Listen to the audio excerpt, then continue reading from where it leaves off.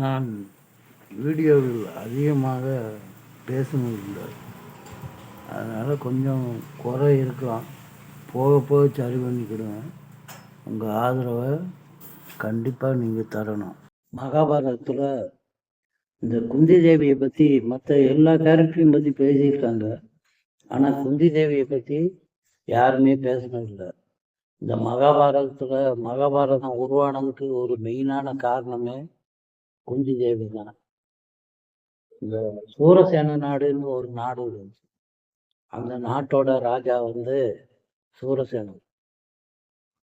அவன் பேரும் சூரசேனன் தான், நாடு பேரும் சூரசேனா நாடு. அப்ப அவனுக்கு ஏகப்பட்ட பசங்க, பூரா பையங்க. ஒரே ஒரு பொண்ணு. அந்த பொண்ணு பேர் பிரீதா.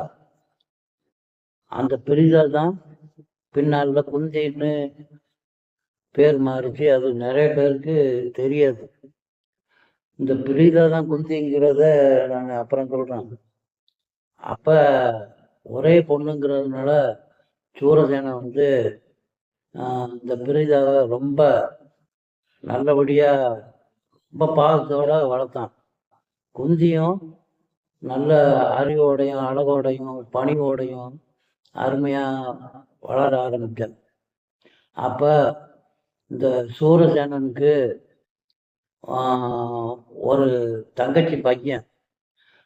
அவன் பேர் போஜன், குந்தி போஜன்னு சொல்லுவாங்க. அவனுக்கு பிள்ளையே இல்லை. அவன் ஒரு நாள் இந்த சூரசேனனை பார்த்தான்.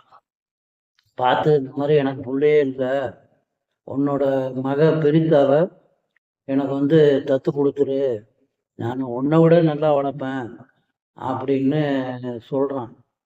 சொன்ன உடனே இவன் யோசிச்சுட்டு சரி, அவனும் பாவன் பிள்ளை இல்லை, நம்ம சொந்தக்காரன் தானே, நம்ம கண்ணு முன்னாடி தானே நம்ம பிள்ளை வளர போகுது அப்படின்ட்டு அந்த பிள்ளைய குந்தி போஜனுக்கு தத்து கொடுத்துட்டான். தத்து கொடுத்ததுக்கு அப்புறம் குந்தி போஜன் மகங்கிறதுனால அவனுக்கு குந்தி அப்படின்னு பேர் வந்துச்சு. அவ்வளோ உண்மையான பெயர் பிரீதா. அப்ப குந்தி போஜன்கிட்ட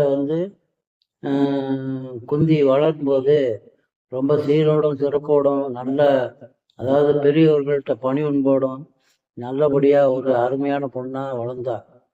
அந்த நேரத்துல தான் துர்வாசர் அப்படின்னு ஒரு முனிவர், அவங்க எல்லாருக்கும் தெரியும் துர்வாசர்னா யாருன்னு. அவரு குந்தி போஜன் நாட்டுக்கு வராரு. அவரை வரவேற்று உட்கார வச்சான். அவருக்கு சகல மரியாதையும் கொடுத்தான். நானும் கொஞ்ச நாள் தான் தங்க போறேன் அப்படின்னு சொன்னாரு. அவருக்கு தங்குறதுக்கு உண்டான ஏற்பாடுகள்லாம் பண்ணி கொடுத்தான். அப்ப இந்த குந்தி யாரும் சொல்லாமலேவும் இந்த துர்வாச முனிவருக்கு தேவையான பணிவிடைகள், அவருக்கு நேரத்துக்கு சாப்பாடு, அவரு எல்லாம் அவர் சந்தோஷப்படும்படி எல்லாமே பண்ணி கொடுத்தா அந்த குந்தி. அப்ப இத ரொம்ப அவர் தங்கியிருக்க தண்ணியும் பார்த்த துர்வாசர் என்ன பண்ணாரு,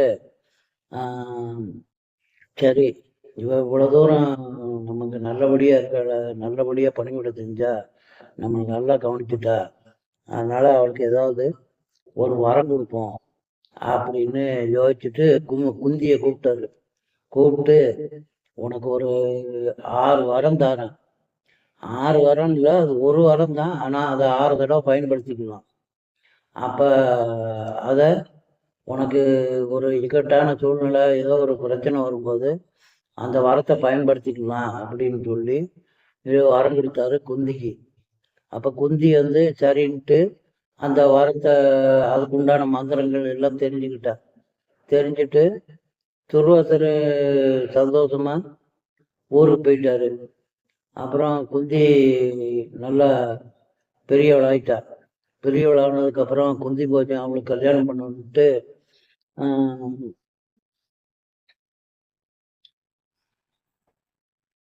வரன் பார்க்க ஆரம்பிச்சாங்க. அப்ப இந்திரபிரஸ்தம் அப்படின்னு ஒரு நாட்டுல பாண்டுன்ட்டு மகா வீரன் ஒவ்வொரு நாடா பிரயாணம் செஞ்சான். எதிர்க்கிற நாடுகளை போரிட்டு ஜெயிச்சுக்கிட்டே வந்தான். அவன் என்ன பண்ணான்னா இந்த குந்தி போஜன் நாட்டுக்கு வாரான். வந்த உடனே அந்த குந்தி போஜனுக்கு ரொம்ப பிடிச்சி போச்சு. யாரா பாண்டுவ பிடிச்சி போச்சுன்னொடனே அவன் என்ன செய்கிறான், குந்தியோட அப்பா அப்பாவை கூப்பிட்டு இந்த மாதிரி ஒரு பையன் இருக்கான், நல்லா இருக்கான், பெரிய வீரன், அதாவது இந்தியா உலகத்திலே பெரிய வீரன், இன்னும் அவன் நாடுன்னா தெரியாத ஆட்களே கிடையாது அப்படின்ட்டு சொன்னான். சரின்ட்டு சூரசேனனும் வந்து குந்தி போஜனை பார்த்தா அவங்களுக்கும் பிடிச்சிக்கிடுச்சு. பிடிச்ச உடனே என்ன பண்ணாங்க, சரின்ட்டு குந்தியை கூப்பிட்டு கேட்டாங்க. ஒரு ஒரு சுயவரம் மாதிரி நடத்துனாங்க.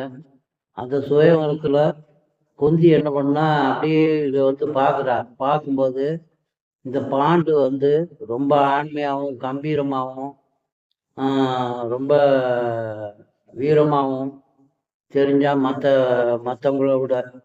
ஆனால் ஒரே ஒரு குறை இருக்கு, அவனோட தோல் வந்து அவனுக்கு வந்து இந்த பாண்டு வியாதி இருக்கிறதுனால பூரா தோல் பூரா வெள்ளையா இருக்கும். இருந்தாலும் குந்தி அவனை பிடிச்சி பாண்டுக்கு மாலையை போடுறான். மாலையை போட்ட உடனே சூரசேனனும் குந்தி போஜனும் சேர்ந்து ரொம்ப சிறப்பாக கல்யாணம் பண்ணுறாங்க. கல்யாணம் பண்ணிட்டு அப்புறம் குந்தி வந்து இந்த இந்திரபிரஸ்தத்தை ராணியா அங்கே போகிறான், பாண்டுவோட ஊருக்கு.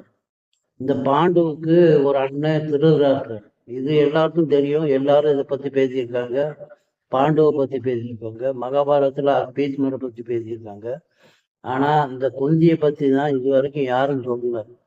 அதை பேசலான்னு தான் அந்த கதையை நம்ம சொல்லுவோம் அப்படின்ட்டு சொல்கிறேன். சரி, அவ இந்திரபிரஸ்தத்துக்கு ராணியாக போனான்.